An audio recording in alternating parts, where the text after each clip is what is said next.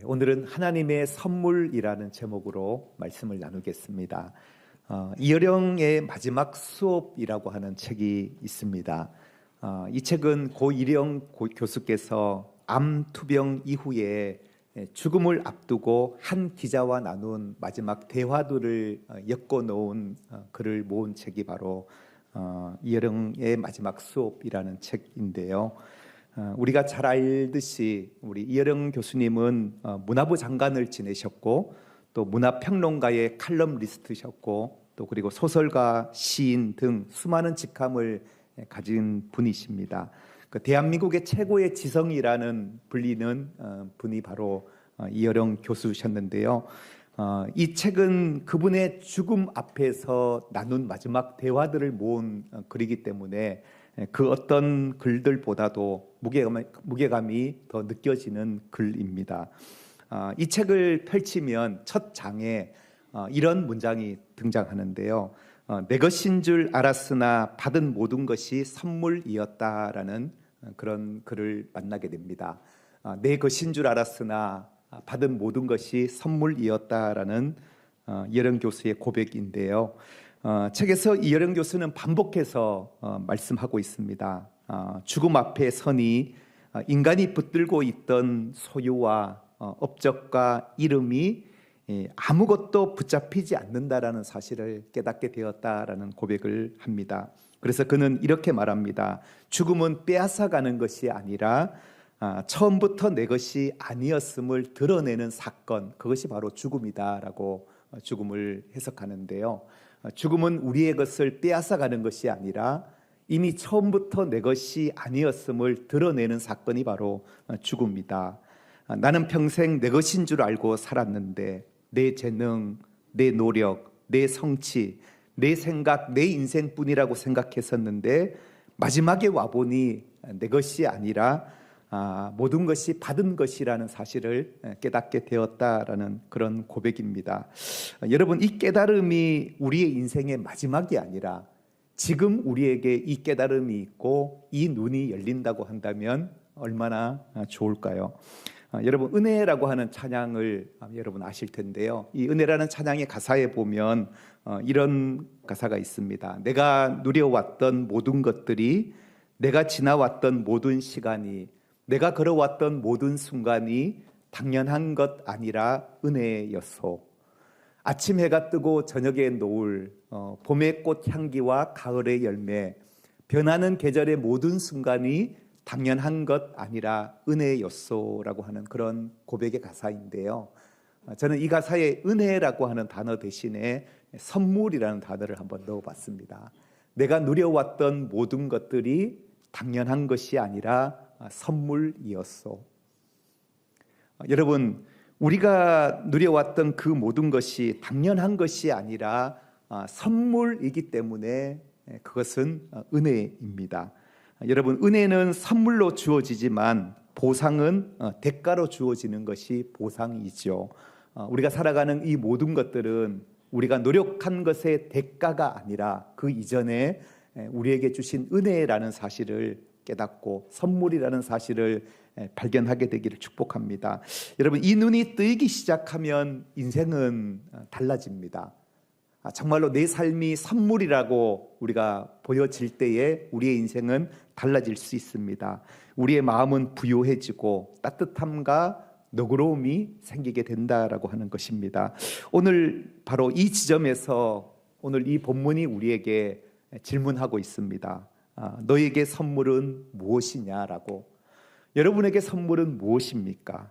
또한 본문은 우리에게 묻습니다. 너는 무엇을 선물로 알고 살아가고 있느냐라고 우리에게 묻고 있습니다.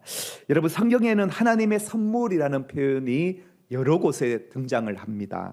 특별히 전도서 3장 13절 말씀에 보면 우리 전도서 3장 13절을 같이 한번 읽도록 하겠습니다. 시작. 사람마다 먹고 마시는 것과 수고함으로 낙을 누리는 그것이 하나님의 선물인 줄도 또한 알았도다. 아멘. 우리가 먹고 마시는 것, 그리고 수고함으로 낙을 누리는 것, 그것이 바로 하나님의 선물이라고 그렇게 고백하고 있습니다. 또 예수님께서는 마태복음 5장 45절에 이런 말씀도 하고 계십니다. 하나님이 그 해를 악인과 선인에게 비추시며 비를 의로운 자와 불의한 자에게 내려주심이라. 그러니까 하나님은 악인뿐 아니라 선인에게도 해를 비추어 주시고 비를 내려주시는 것, 이것은 다 하나님의 선물이다라는 그런 고백인데요. 햇살과 공기와 물, 생명과 계절의 변화, 그리고 우리가 하루하루 숨쉬며 살아가고 있는 모든 하루의 일상이 하나님으로부터 주어진 선물이라고 하는 그런 고백입니다. 여러분, 이 모든 것은 모든 사람에게 주어진 보편적인 하나님의 은혜이거든요. 모든 사람에게 주시는 하나님의 은혜라는 거죠. 그것을 가리켜서 일반 은총이라고 이야기합니다. 일반 은총, 보편적인 은혜다, 이렇게 표현을 하는데요. 그런가 하면 하나님은 인류에게 또 다른 특별한 선물을 주셨습니다. 그것이 바로 오늘 본문이 우리에게 말씀하고 있는 선물인데요. 오늘 본문 8절을 한번 같이 읽겠습니다. 8절 시작. 너희는 그 은혜에 의하여 믿음으로 말미암아 구원을 받았으니 이것은 너희에게서 난 것이 아니요 하나님의 선물이라. 아멘. 바울은 분명하게 말하고 있습니다. 너희는 그 은혜에 의하여 믿음으로 말미암아 구원을 받았다라고 말씀합니다. 너희가 받은 그 구원은 전적인 하나님의 선물이다라고 이렇게 표현을 하고 있는 것이죠. 여러분, 왜냐? 우리가 받은 이 구원은 그 은혜에 의하여 믿음으로 말미암아 받은 구원이기 때문에 하나님의 전적인 선물이다라고 그렇게 말씀하고 있습니다. 여기 사용된 표현 그 은혜에 의하여라고 하는 이 부분을 우리가 한번 좀 생각해 보려고 합니다. 그 은혜에 의하여. 여기 나와 있는 이 은혜라고 하는 이 단어는 카리스라고 하는 단어를 쓰고 있는데요. 이 의미는 어떤 의미냐면 자격 없는 자에게 값없이 거저주시는 호의를 이야기할 때 바로 이 은혜, 카리스라는 단어를 쓰고 있는데요. 자격 없는 자에게 값없이 거저주시는 그 은혜로 인해서 우리가 구원을 받았다. 정관사가 앞에 붙어서 구원의 원인은 전적으로 하나님의 은혜 때문이다라는 부분을 강조하고 있다라는 것이죠. 그런가 하면 믿음으로 말미암아라고 하는 이 표현을 좀 우리가 한번 또 생각해 보려고 하는데요. 믿음으로 말미암아. 여러분, 우리가 이 구절을 잘못 해석하면 이렇게 우리가 이해할 수 있습니다. 내가 믿었기 때문에 구원을 받았다. 여러분, 어떻게 생각하십니까? 내가 믿었기 때문에 우리의 믿음 또한 하나의 공로로 우리가 착각할 수 있다라는 거죠. 그러나 오늘 믿음으로 말미암아라고 하는 이 부분을 영어 성경에서는 through faith라고 얘기하거든요. 다시 말하면 믿음을 통하여서 우리가 구원을 받았다라고 하는 그런 의미예요. 다시 말하면 구원의 원인이 뭡니까? 우리가 구원받을 수 있었던 그 원인이 어디에서 우리가 찾을 수 있을까요? 우리에게서 찾을 수 있는 것이 아니라는 거죠. 우리의 구원의 원인은 전적인 하나님의 은혜다. 하나님이 우리를 향한 긍휼하심과 사랑 때문에 우리가 구원을 받았고 그 결과로 우리에게 주어진 것이 바로 구원이라고 하는 하나님의 선물이라는 것이죠. 그러면 믿음은 무엇인가? 믿음은 그 하나님의 은혜가 우리에게 임하게 되는 하나의 통로가 바로 믿음이다라고 오늘 바울은 그렇게 설명하고 있습니다. 그 은혜에 의하여 믿음으로 말미암아, 믿음 때문에 너희가 구원받은 것이 아니라 믿음을 통하여 구원받았다라고 이렇게 해석할 수 있겠죠.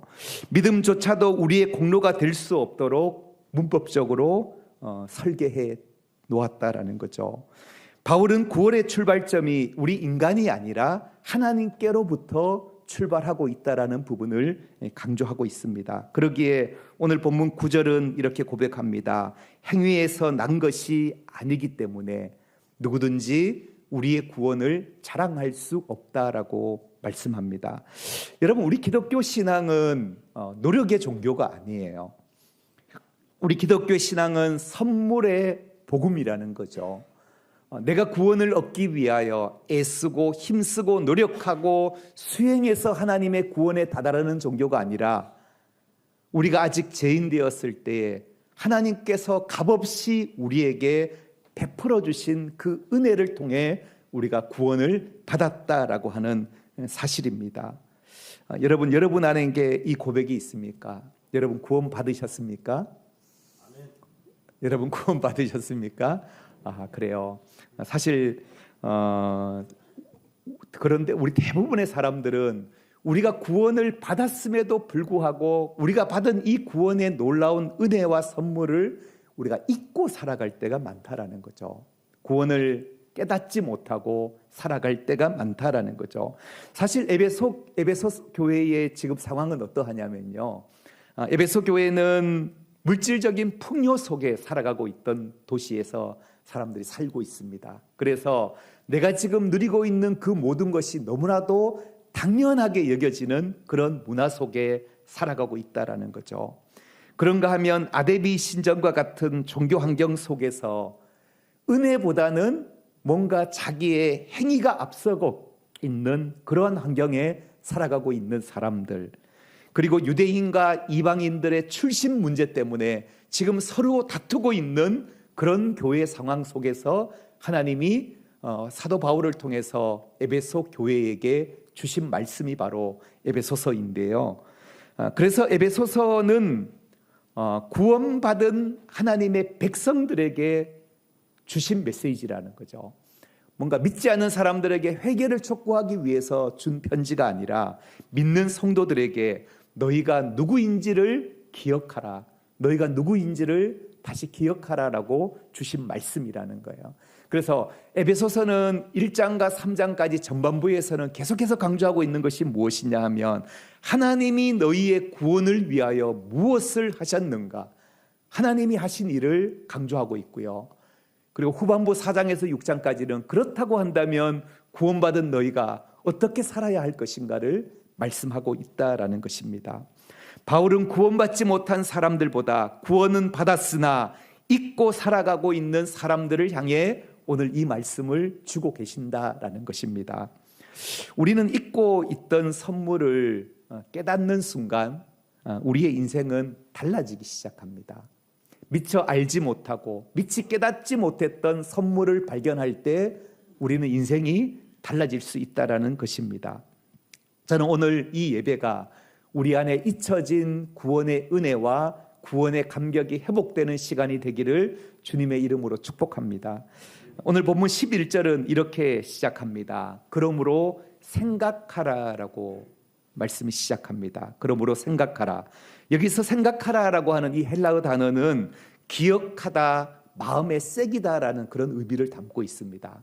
너희는 기억해야 한다, 다시금 마음에 새겨야 한다라고 말씀하고 있습니다. 이미 망각의 위험이 존재하고 있는 그것을 전제하고 바울은 너희들은 생각하라, 그러므로 생각하라 이렇게 말씀하고 있다라는 거죠.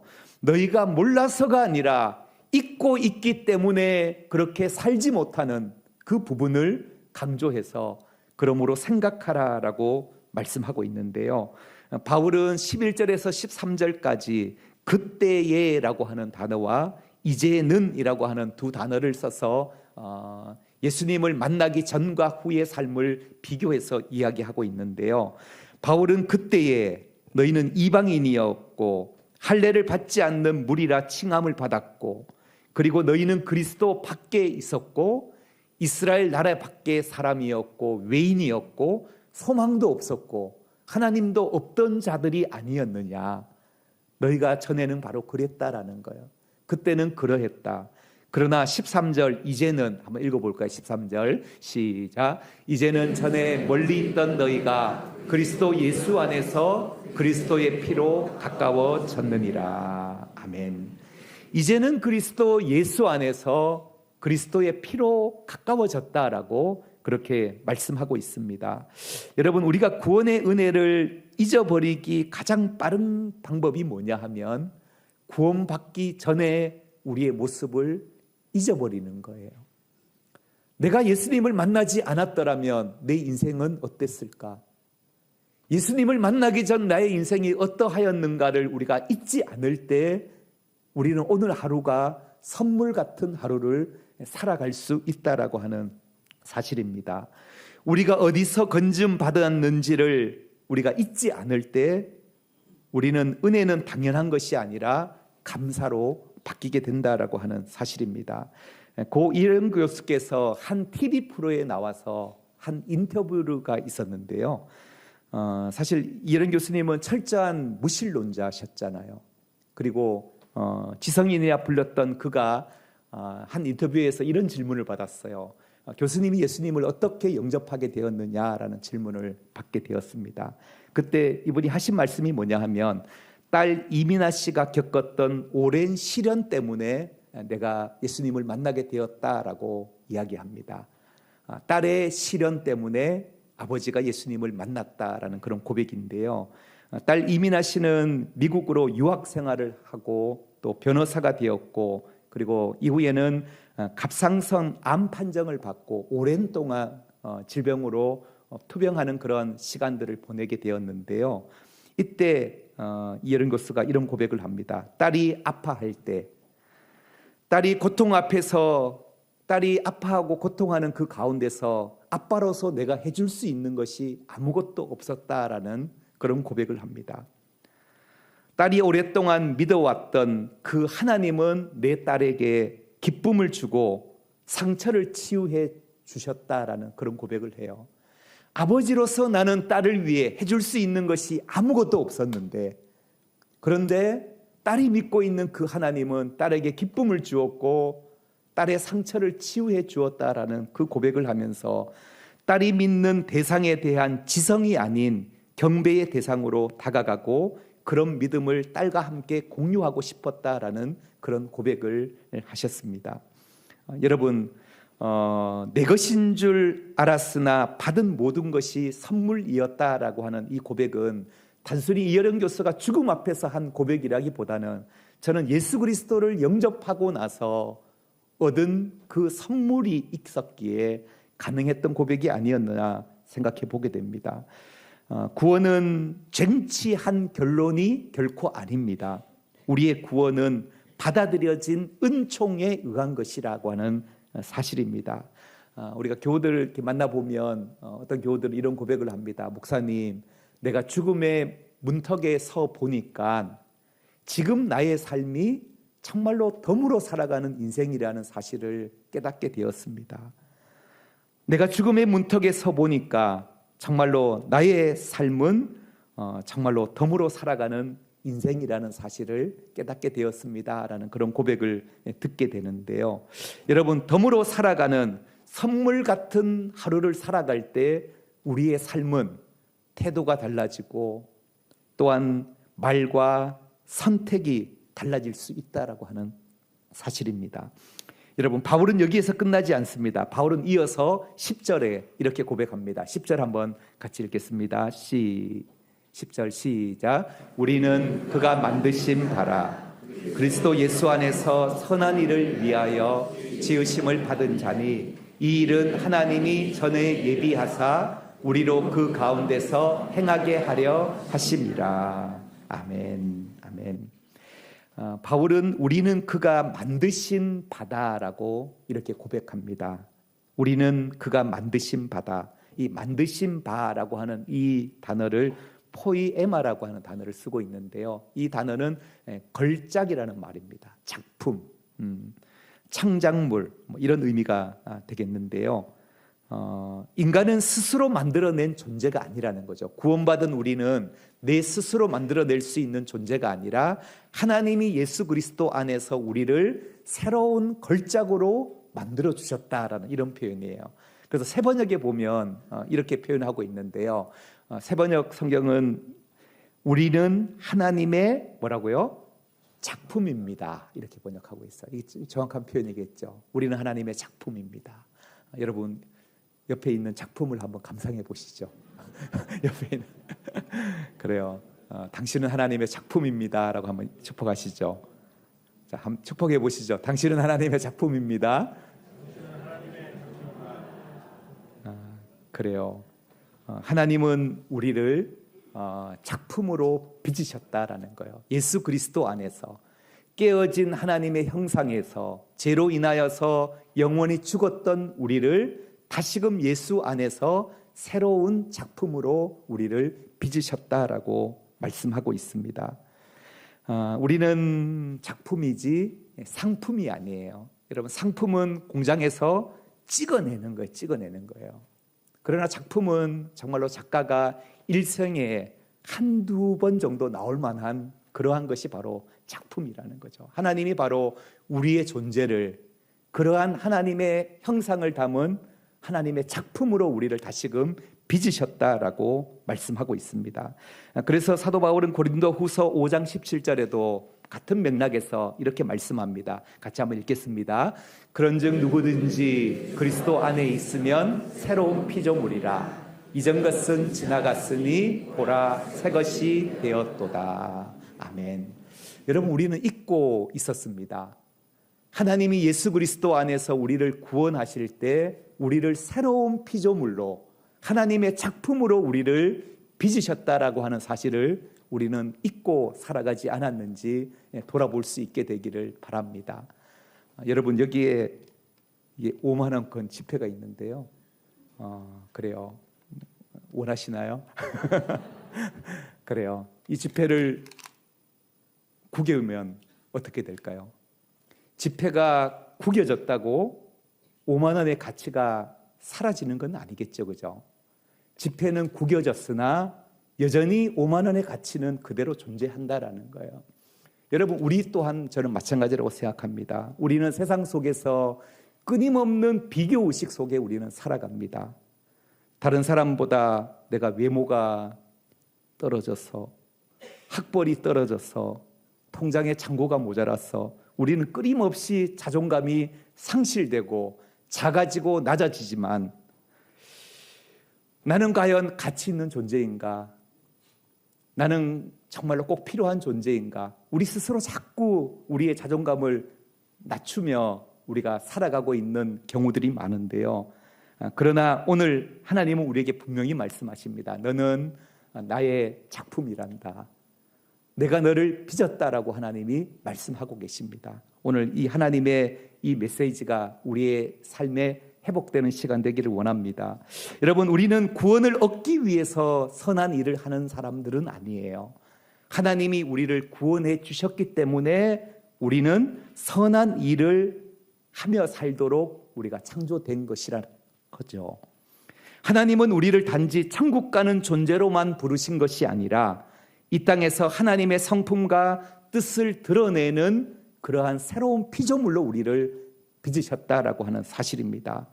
여러분, 그리스도 예수 안에서 선한 일을 위하여 지으심을 받았다라고 이렇게 성경은 분명하게 말씀하고 있습니다. 여러분, 선한 일을 위하여 지으심을 받았는데 그 선한 일이 뭘까요? 이 선한 일은 단순히 도덕적인 선행을 넘어서 하나님의 뜻이 이 땅에 이루어지도록 우리가 살아가도록 하나님이 우리를 빚으셨다라는 거예요.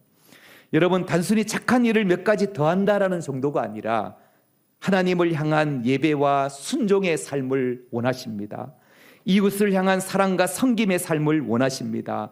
세상 속에서 빛과 소금으로 살아가는 삶을 살도록 우리를 지으셨다라고 그렇게 말씀하고 계십니다. 하나님은 선한 목적을 위해서 우리를 창조하셨습니다. 그 목적에 맞게 우리가 선한 일을 위하여 살아가는 저와 여러분 되기를 주님의 이름으로 축복합니다. 사랑하는 교우 여러분, 우리의 인생은 성취의 결과가 아니라 선물의 연속입니다. 우리의 구원은 노력의 보상이 아니라 하나님의 은혜입니다. 내 것인 줄 알았으나 받은 모든 것이 선물이었음을 깨닫는 순간 우리 인생은 무거운 책임이 아니라 감사의 여정이 시작될 수 있다라고 하는 사실입니다. 우리는 구원을 얻기 위하여 선한 일을 하는 사람이 아니라 이미 구원받았기 때문에 하나님이 예비하신 선한 길을 걸어가도록 지으심 받은 하나님의 작품이라는 사실을 잊지 않게 되기를 축복합니다.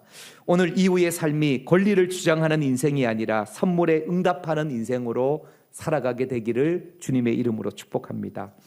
우리 시간 함께 이 찬양의 고백을 함께 나누었으면 좋겠습니다. 마음을 담아서 빛 대신 주 우리 함께 고백합니다.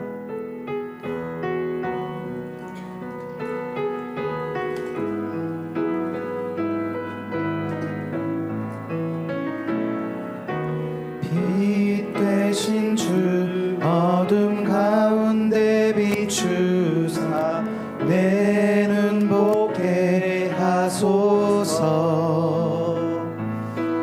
예배하는 선한 마음 주시고 산 소망이 되시네. 다시 한번 고백합니다. 빛 대신 주, 빛 대신 주 어둠 가운데 비추사 내 눈 보게 하소서.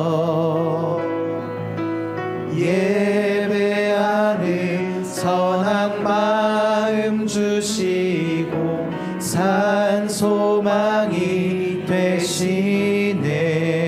나 주를 경배하리, 나 주를 경배하리. 엎드려 절하며 고백해 주 나의 하나님. 오 사랑스런 주님, 존귀한 예수님, 아름답고 놀라우신 주, 만유의 주, 만유의 주 높임을 받으소서. 영광 중에 계신 주, 겸손하게 이 땅에 임하신 주 높여 찬양하리라. 나 주를 경배하리, 나 주를 경배하리.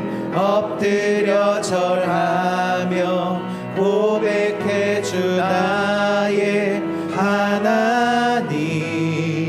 오 사랑스런 주님, 존귀한 예수님, 아름답고 놀라우신 나 주를 주, 경배하리, 나 주를 경배하리. 엎드려 절하며 고백해 주 나의 하나님. 오 사랑스런 주님, 존귀한 예수님, 아름답고 놀라우신 주. 다 알 수 없네 주의 은혜. 내 죄 위한 주 십자가 다 알 수 없네 주의 은혜. 내 죄 위한 주 십자가. 나 주를 경배하리. 엎드려 절하며 고백해 주 나의 하나님. 오 사랑스런 주님, 존귀한 예수님, 아름답고 놀라우신 주. 사랑하는 교우 여러분, 우리 시간 마음을 담는 기도를 함께 주님 앞에 고백하며 나아가기 원합니다. 하나님, 주님 오늘 우리에게 주신 말씀 앞에 섭니다. 우리에게 잊고 있었던 이 구원의 은혜가 우리 안에 다시금 회복되는 시간이 되게 하여 주옵소서.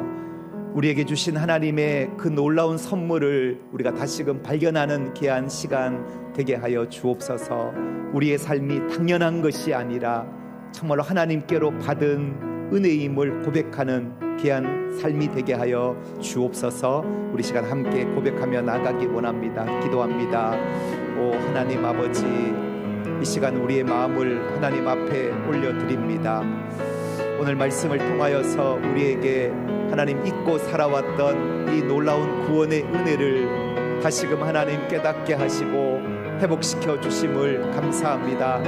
하나님 아버지, 우리가 당연하게 여겨왔던 우리의 삶의 모든 일상이 하나님 달라지게 하여 주옵소서. 하나님 아버지, 불평과 원망 가운데 하나님 살아갔던 우리 하루하루의 삶이 오늘 주님의 은혜로 다시금 하나님 아버지 새롭게 거듭나는 하루가 되기를 원합니다. 하나님 아버지, 우리의 마음 가운데 하나님께서 은혜를 더하여 주셔서 하나님이 위로부터 주시는 하나님의 그 은혜 가운데 우리가 살아가게 하여 주시옵소서.